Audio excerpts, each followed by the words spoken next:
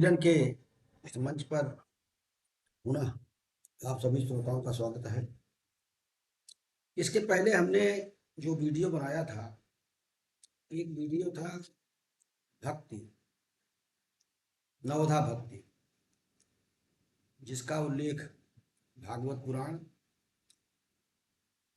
और मधुसूदन सरस्वती ने भी किया है।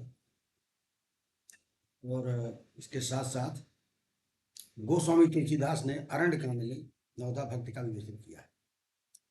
इसके पश्चात हमने भक्तों के प्रकार का उल्लेख किया है कि भक्त चार प्रकार के: आर्त यानी दुखी, जिज्ञास, अर्थार्थी और ज्ञानी भक्त। इसी क्रम में हम भक्ति का ही एक अन्य रूप है प्रपत्ति मार्ग। जैसे मोक्ष की साधना के ज्ञान, कर्म और भक्ति, ये तीन प्रमुख योग माने जाते हैं। साधना की तीन ये पद्धतियां हैं। लेकिन कभी कुछ ऐसी परिस्थितियां होती हैं, कुछ ऐसे लोग होते हैं ना, वो तो ज्ञानी हो सकते हैं, न वो कर्म मार्गी हो सकते हैं, यहां तक कि वो भक्ति भी नहीं कर सकते। तो सनातन धर्म में विशेष रूप से आचार्य रामानुज ने विशिष्टाद्वैत के अंतर्गत एक मार्ग दिया, प्रपत्ति मार्ग। प्रपत्ति का तात्पर्य शरणागत का मार्ग।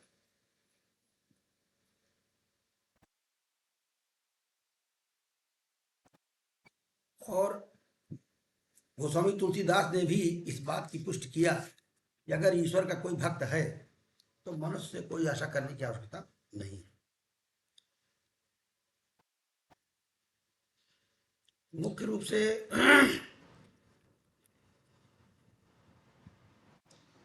प्रपत्ति का तात्पर्य है शरणागति। और ये कहाँ से आया शरणागत का मार्ग?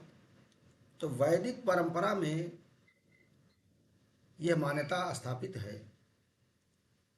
कि वेदों का जो मूल तत्व है, सार तत्व है, वह उपनिषद है। उपनिषदों का सार तत्व है श्रीमद् भगवत गीता। अब गीता का इसेंस है, मतलब सार तत्व है, सर्वधर्मान परित्यज्य मामेकम शरणम व्रज।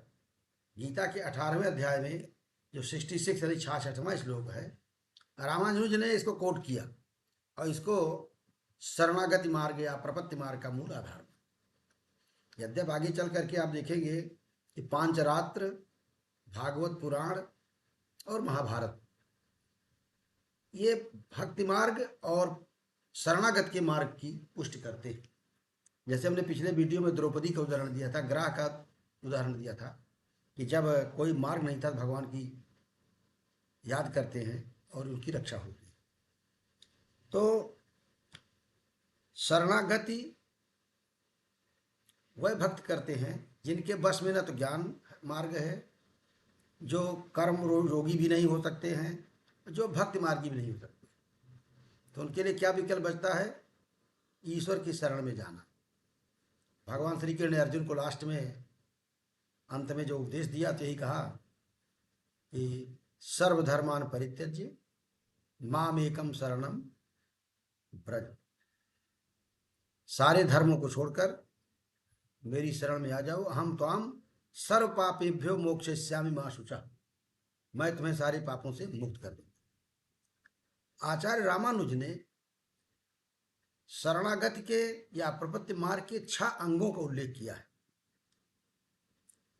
जिसमें है आनुकूलस्य संकल्पः, प्रातिकूलस्य वर्जनम, रक्षयिष्यत इति विश्वासः, गोप्तृत्व वर्णम तथा आत्मनिक्षेप कार्पण्य षड्विधा शरणागति। शरणागति के 6 अंग है, 6 विधि है, 6 प्रकार है। पहला प्रकार है अनुकूल संकल्प, जो भगवान की इच्छा के अनुकूल हो, जो नारायण की इच्छा के अनुकूल हो, उसके अनुसार आचरण करना। और जो दूसरा है प्रातिकूल से वर्जनम, जो ईश्वर की इच्छा के विपरीत है उसको उसका परित्याग कर देना। तीसरा है ईश्वर हमारी रक्षा करेंगे, इस प्रकार का अटल विश्वास, अटूट विश्वास। ये महाविश्वास है कि ईश्वर रक्ष स्थिति विश्वास, ऐसा विश्वास कि ईश्वर मेरी रक्षा करे, इस पर कोई डाउट न रखे, कोई संशय न रखे। और चौथा है गोप्तृत्व वर्णम तथा, मोक्ष के लिए यह भरोसा कि एकमात्र ईश्वर ही हमारी रक्षा करेंगे, एकमात्र ईश्वर रक्षा करेंगे। गोस्वामी जी ने इसी बात कहा है कि दास मोर फिर कर नर आशा, तो कहुतात कहा विश्वासा। अगर कोई मेरा भक्त है, दास है, मेरी शरण में है, फिर वो मेरे अलावा किसी मनुष्य पर विश्वास करता है या उसका भरोसा करता है, तो कौन सा विश्वास आप में? तो मतलब ये अटल विश्वास, ईश्वर मेरी रक्षा करेंगे। आत्मनिक्षेप, ईश्वर के समक्ष स्वयं का आत्मनिवेदन, आत्मसमर्पण। हे भगवान, हे नारायण, अब मेरे बस कुछ नहीं, मैं आपकी शरण में हूं, जैसा इच्छा वैसा कर ली। छठवां है कार्पण्य, यानी दीन भाव, दीनहीन भाव कि ना मैं ज्ञान योगी हो सकता हूं, ना मैं कर्म योग कर सकता हूं, और न ही भक्ति मेरे लिए संभव। कार्पण्य, यह कृपणता है, यह कमी है, संकीर्णता है हमारे मन में। इसलिए हे भगवान, मैं असहाय दीन हूं, और जहां ये विश्वास, जहां आपके विश्वास के अतिरिक्त मेरे पास कोई विकल्प नहीं। इस प्रकार भक्ति साधना के अंतिम चरण में प्रपत्ति या शरणागत का मार्ग आता है। ये भी भक्ति का एक रूप है, लेकिन जहां भक्ति में भी कर्मकांड है, पूजा है, आराधना है, तमाम बातें हैं, वहां पर प्रपत्ति मार्ग में आप केवल अपने को भगवान के प्रति समर्पित कर दिए, आपकी शरण में। और रामचरित मानस को माना है कि जो आवे मेरी शरणाई राखम उताहि प्राण की, जो ईश्वर की शरण में जाता है वो उसको प्राणपण से रक्षा करते। इन्हें शरणागत का मार्ग सबके लिए खुला हुआ है, न जात, न धर्म, न मजहब, और न रंग, स्त्री न पुरुष, कोई भेद नहीं, कोई सबके लिए मार्ग खुला है। इस प्रकार से भक्ति मार्ग के खुल जाने से धर्म के क्षेत्र में वैष्णव वेदांतियों का एक बहुत बड़ा प्रभाव रहा। अब विशिष्टाद्वैत में प्रपत्ति के दो रूप हैं, शरणागत के दो रूप हैं। एक को कहा गया है कपि किशोर न्याय या मरकट न्याय। इसके मानने वाले बड़कले संप्रदाय का था दक्षिण भारत में, उसके लोग मानते थे, बड़कले संप्रदाय। ये मानते थे कि जैसे बंदर का बच्चा अपनी माँ से मतलब लिपटा रहता है, बंदरिया जो है उसको अपने छाती से लगाए हुए लेकर घूमती रहती है, वैसे ही शरणागत भक्त जो है ईश्वर को पकड़े रहता है, उनका साथ छोड़ता नहीं है, बंदर के बच्चे की तरह उससे आलिंगन किया रहता है, छपटा रहता है। यहाँ एक बंदर के बच्चे को इतना प्रयास करना पड़ता है, उसको पकड़ना पड़ता है अपनी माँ को। एक कहावत है, God help those who help themselves. ईश्वर उनकी मदद करता है जो स्वयं मदद करते हैं। भाई आप हमारी शरण में हैं, ईश्वर कहते हैं हमारी शरण में हैं, लेकिन कुछ आप भी तो करेंगे, तो कम से कम बंदर के बच्चे की तरह पकड़े तो रहिए ईश्वर को। एक बहुत सरल ढंग से समझाया गया है। लेकिन कुछ ऐसे भी भक्त होते हैं जो जरा आलसी, उनसे वो भी नहीं हो सकता है, तो कहेंगे हम पकड़ भी नहीं सकते, तो कहते हैं मारजार किशोर न्याय। जैसे बिल्ली होती है, बिल्ली के बच्चा को पकड़ता है, बिल्ली मुंह में बच्चों को लेकर के जाती जाती रहती है, मुंह में भर लेती है अपने बच्चे को और एक स्थान दूसरे स्थान पर ले जाती है। तो कुछ भक्त ऐसे होते हैं कि हाथ भी नहीं पकड़ सकते, इन्हें जैसे इच्छा हो वैसे करिए, वो भगवान भरोसे पड़े रहते हैं और अपने मुंह में बिल्ली जैसे बच्चों को दबाए लेकर जाती है, वैसे ईश्वर जो इच्छा सो करे। एक व्यंग है इस पर, अजगर करे न चा करी, पंछी करे न काम, दास मलू को आका गए सबके दातारा। कुछ ऐसे होते हैं कि निरा आलसी होते हैं, वो बंदर के बच्चे की तरह अपनी माँ को पकड़ भी नहीं सकते हैं, ईश्वर को ध्यान भी नहीं करेंगे, कहा कि जो इच्छा सो करिए, हम आपकी शरण में कहीं नहीं जाएंगे।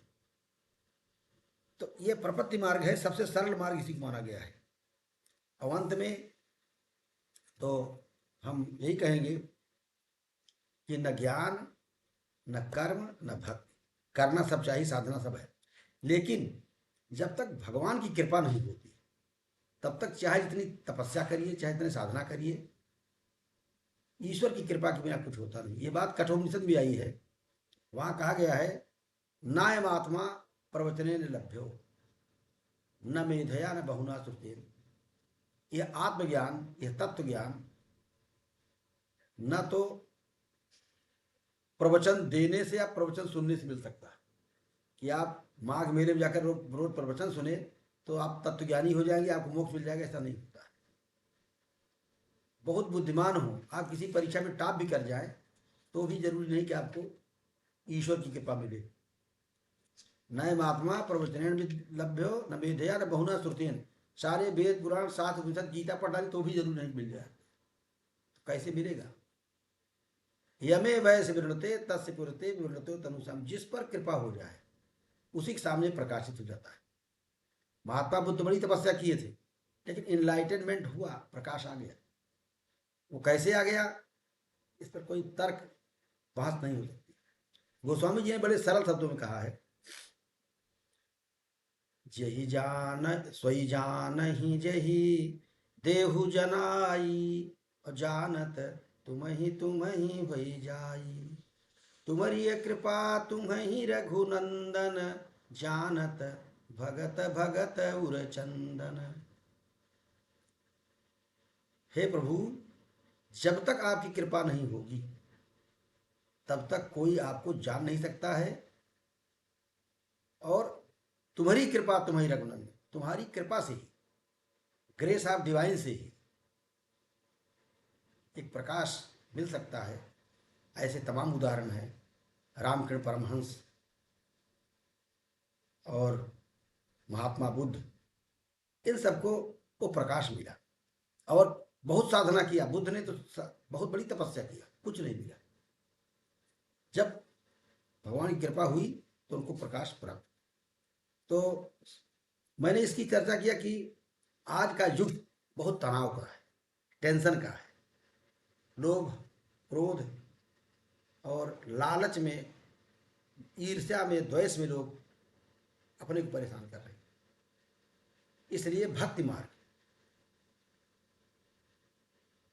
प्रपत्ति मार्ग की साधना का अनुसरण करने से एक बहुत बड़ी मानसिक शांति प्राप्त होती है और बहुत बड़ा आत्मविश्वास भी पैदा होता है। ईश्वर पर आत्मविश्वास मतलब ईश्वर विश्वास।